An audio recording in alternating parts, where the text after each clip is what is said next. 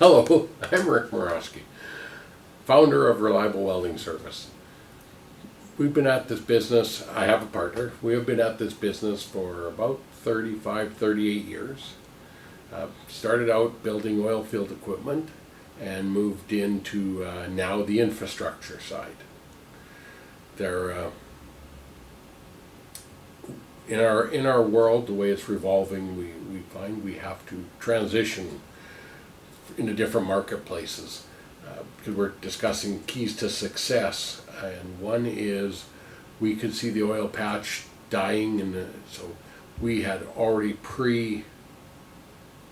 set up with other infrastructure companies that did bridges, they did screw piles, they did piling, they did different things like that, and we focused on trying to stay in one market but setting up for a turn. And in doing that, it takes many years. We did it, and as the oil patch died off with the drop in the oil, we transitioned into infrastructure. And that's what's kept us going in the short term, all through COVID, the last probably 5.5 years. Through all of your habits, would you say there's any specific principles that are keys to your success? Make sure you're organized. You have to be organized. I always tell everybody one of my stories is I couldn't organize anything. I bought all kinds of shelves, bookshelves, cabinets, you name it, tried everything. And I kept running into a problem. I just kept building up piles and piles of paper. And I realized I was scared of manila envelopes. It's a joke. They're worth 5 cents. It killed me to throw one away. Until I was watching a co-worker in another business, and I'm sitting in his office one day, and I noticed he pulled out a label maker. And he punched in this label, and he puts it on there, sticks it on his manila folder, and that solved probably a 25-year problem for me. I live by it now. If a folder comes, I have to put a label on it. I can put it into my rack, I can put it in my drawers. I can get things organized. Now if you ask me about a job, I can guarantee you I can reach over and pull it out. Getting organized is the hardest thing I've ever done. I'm still not good at it. I'm a lot better than I was 20 years ago. Of all the training I've had, organizing, no matter how you do it, is a key. You have to be organized. Your system is your system. I've taken courses and went to many group things. I've sat on boards where we've been had trainers come in, and they all say get organized, but I could never find my way. I have it now, and it works. And it carries on now into your whole life, I found. I can tell you, I can walk into my garage at home. This organization is moving forward more and more. So if you want to succeed, that's the one thing. If you think you can run around like a chicken with your head cut off, you're going to be in trouble. You've got to have organization. That was probably one of the best things you can do. Second thing is you have to understand what time businesses run. A lot of people say to me, well, you don't come in at 7. I go, well, no, I don't. I come in at 8. The rest of my staff starts at 7. They go home at 3:30. But I'm here till 4:30 or later every night because operating hours are between 8 and 4:30. That's the standard. The phone won't quit ringing, but if they keep phoning at 2 o'clock in the afternoon, and you may have started at 5 in the morning or 4 in the morning and go home at 2, but people will quit phoning because there's nobody answering. So depending on your business, but you have to understand that there is a set sort of hours, just like when you go to the Safeway store or the grocery store. They're open from 8 a.m. to 6 p.m. They're not going to be open at 4 a.m., not likely, other than Walmart. But we have the same thing in our business. It's a welding shop, and from 8 to 4:30 is when somebody has to answer the phone. The staff can be gone, but somebody has to answer the phone. And like I said, our staff does start early. We have staff that starts as early as 4:30 in the morning because they do certain things before the rest get here at 7. So somebody's here from 4 in the morning, but the phone only is answerable really from 7:30 to 4:30, 5 o'clock, or as long as I sit here. But I try to always make sure 4:30. So these are some things that you have to follow in whatever your business is, whatever its parameters are. So Rick, if you didn't apply those principles, how do you think things would be different? I know exactly how they would be, because for years I did not apply them. And what happens is you create a chaos. You don't know what, from the time you get up in the morning, well, should you get on the phone? Should you run out? What should you do? Should you go to the back? Should you go to the front? You start second guessing everything you're doing.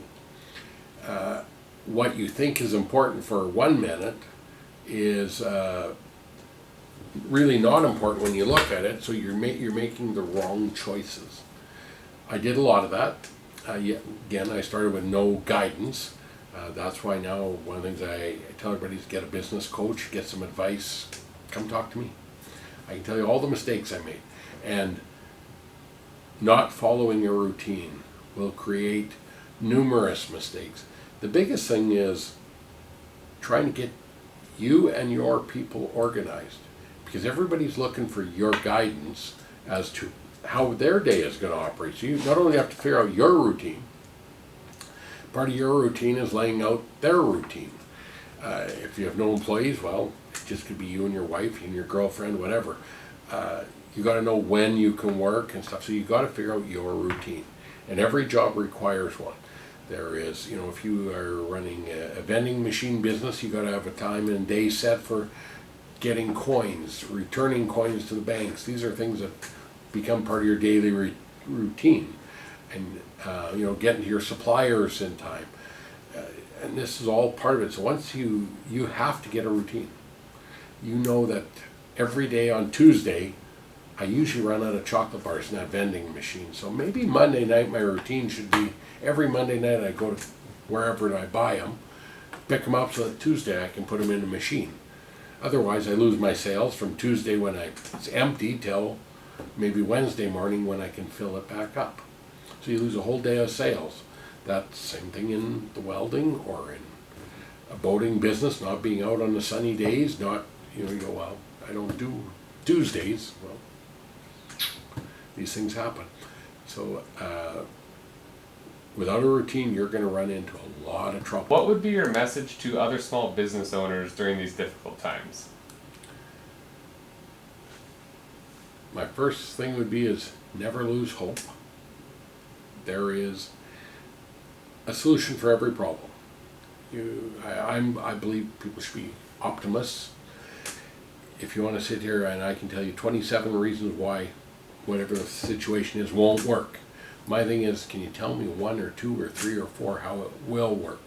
They may not be the right answer, but negativity is not good for any business.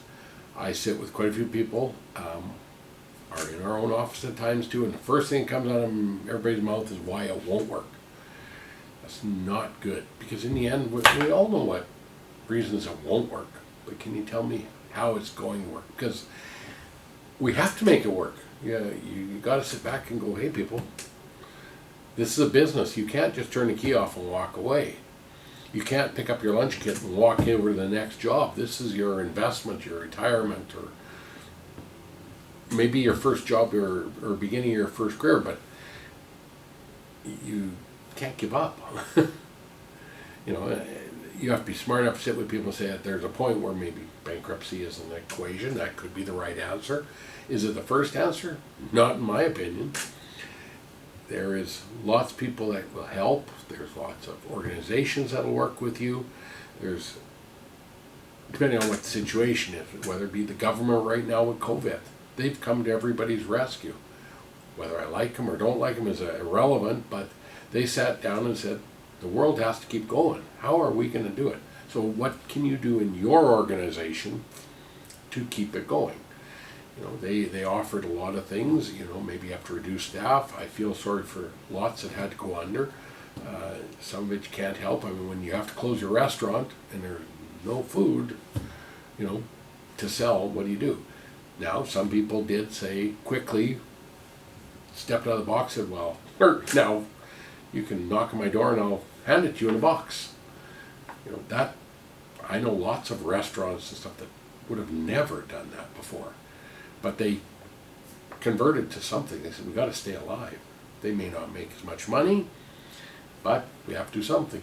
We found, like in this environment, salespeople didn't come to our office anymore, but they would still phone and say, is there anything we can help you with? We can package things different. We can ship you things. You know, or you can come to our place, text over what you want, your truck can show up, and we can pick up the items. At least everybody kept working. Where before I would have walked in with my list and said, here, I need 2 of these, 5 of these, 6 of those. Can't do that anymore. Great. This is just the scenario of today. Next year it'll be something different. But you got to be able to stay optimistic, and you really got to think out of the box. Sometimes the answers are actually very simple. They may not be in your comfort zone, but it just has to happen. So, you know, my thing in any difficult time, just stop for a second, look around, figure out who your resources are, whether it's people, materials, equipment, whatever it is, computers, might be grandma, who knows, that you got to go talk to. But go talk to them, go sit with them, and if not, pick up the phone your banker and say, hey, shit's hitting the fan, what do I do? Do you guys have any advice? Do you have a group? I volunteer with a group, a financial group. We help young entrepreneurs, and one of the things we tell them is, phone us. I'm with Community Futures out of Edmonton area here. I sit on their board, and that's what we do. We help young entrepreneurs. That's the kind of stuff that people need to know. In times like this, yeah, our door over in our office in the Stony Plain, the door is open, our phones are live, they can phone me, they can phone the staff. We're here to help. There is a lot of people to help in all kinds of situations. So that's the first thing, is figure out who you know, and if not, pick up the phone and start phoning. Talking with people, the minute they know you're in trouble, most people want to help.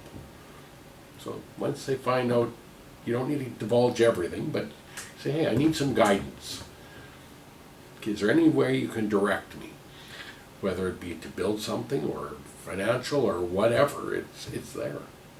We've ran into this a lot. So a lot of times a customer will come in and go, we're building this unit, I need you to put on this hydraulic system and this system and this system, and I'm going, I have no clue what you're talking about. So we kind of lay it out. I listen to what he says, he leaves or she leaves.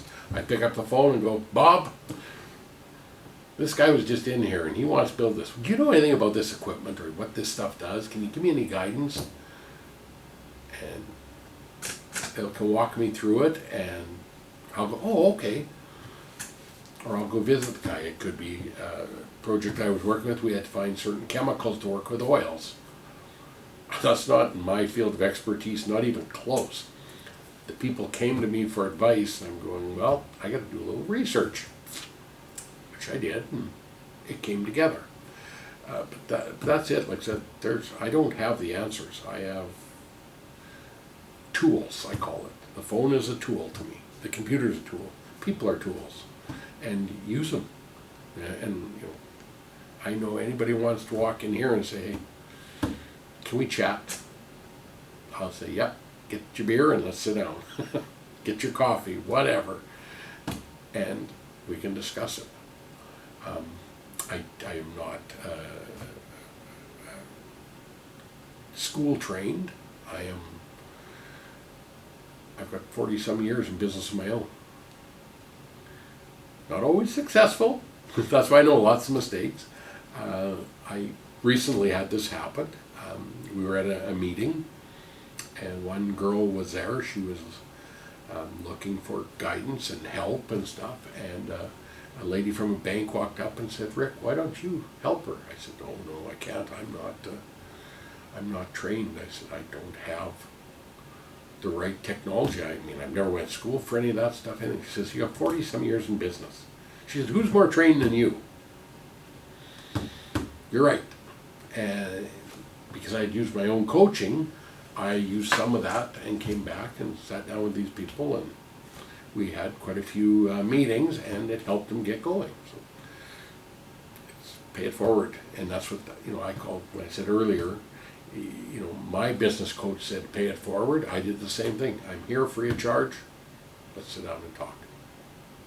So that's the kind of thing, if you want to succeed in tough times, you've got to be able to do. So you're not alone, whoever you are. I think this information is going to be a lot of help to a lot of people, and wish you the best success in your future. Thanks a lot, Peter. Appreciate it.